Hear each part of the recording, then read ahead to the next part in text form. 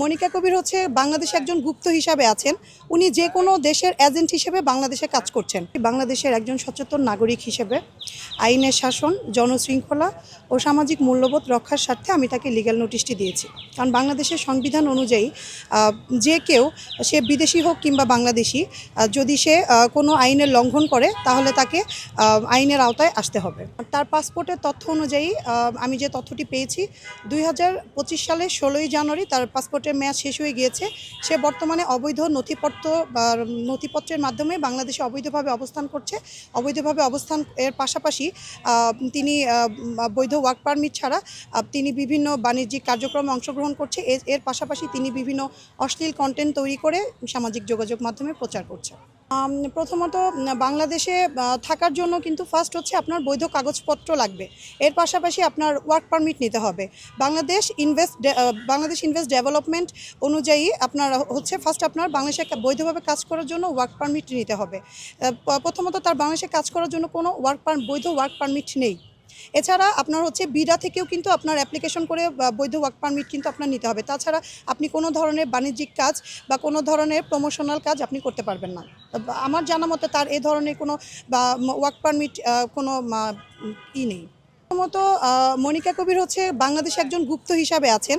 উনি যে কোনো দেশের এজেন্ট হিসেবে বাংলাদেশে কাজ করছেন, যার কারণে উনি বিভিন্ন সামাজিক মাধ্যমে অর্থাৎ সোশ্যাল মিডিয়া ব্যবহার করে উনি বাংলাদেশকে নিয়ে বিভিন্ন ধরনের উস্কানিমূলক এবং এর পাশাপাশি বিভিন্ন অশালীন মন্তব্য করে আসছেন। এগুলো কিন্তু বাংলাদেশের আইন এবং বাংলাদেশের স্বার্থবিরোধী। এছাড়াও আমার কাছে আরও অনেক তথ্য আছে যে ওনার যে অসংলগ্ন জীবনযাপন, এর পাশাপাশি উনি বিভিন্ন মানে সন্দেহভাজন কিছু মহলের সাথে ওনার ঘনিষ্ঠভাবে যোগাযোগ বা যাতায়াত আছে, যেটি বাংলাদেশের জননিরাপত্তার জন্য খুবই উদ্বেগের বিষয়। এখন পর্যন্ত আমি কালকে লিগ্যাল নোটিশটা পাঠিয়ে দিয়েছি। তাকে 7 দিন সময় দেওয়া হয়েছে। এখন এর মধ্যে তার আইনজীবী বা উনি কি প্রতিক্রিয়া দেন সেটার জন্য আমরা ওয়েট করছি। আর উনি এক এক জায়গায় এক এক ইনফরমেশন উনি দিচ্ছে, যেটা বাংলাদেশের আইন এবং স্বার্থের পরিপন্থী। প্রথমত উনি বলছে উনি তুরস্ক কি বলে টার্কিশ নাগরিক। এরপরে উনি বলছে যে ওনার দাদার বাড়ি আমি জেনেছি যে ইন্ডিয়াতে। এরপর উনি বলছে যে উনি 5 বছর থেকে বাংলাদেশে এসে বসবাস করছে। তো উনি যদি স্টুডেন্ট ভিসায় এসে থাকে, ওনার যদি পাসপোর্টের মেয়াদ শেষ হয়ে থাকে, তাহলে উনি অবৈধভাবে বাংলাদেশে অবস্থান করে এইসব ব্যান্ড প্রমোশনের কাজ বা বিভিন্ন, ওনার তো বৈধ নথিপত্রই নেই, বাংলাদেশে থাকার তো ওনার কোনো বৈধ পেপারসই নেই। তারপরে উনি অবৈধভাবে থেকে এইসব কাজ করছে, যেটা আপনার ফরেনার্স অ্যাক্ট, এর পাশাপাশি ইমিগ্রেশন অ্যাক্টের টোটাল ভায়োলেশন। এছাড়া উনি যে অশ্লীল কন্টেন্টগুলো তৈরি করছে, এগুলো কিন্তু সাইবার সুরক্ষা অধ্যাদেশ 2025-এরও কিন্তু ভায়োলেশন। উনি যদি 7 দিনের মধ্যে জবাব না দেয়, সেক্ষেত্রে আমরা হচ্ছে মামলাতে যাব।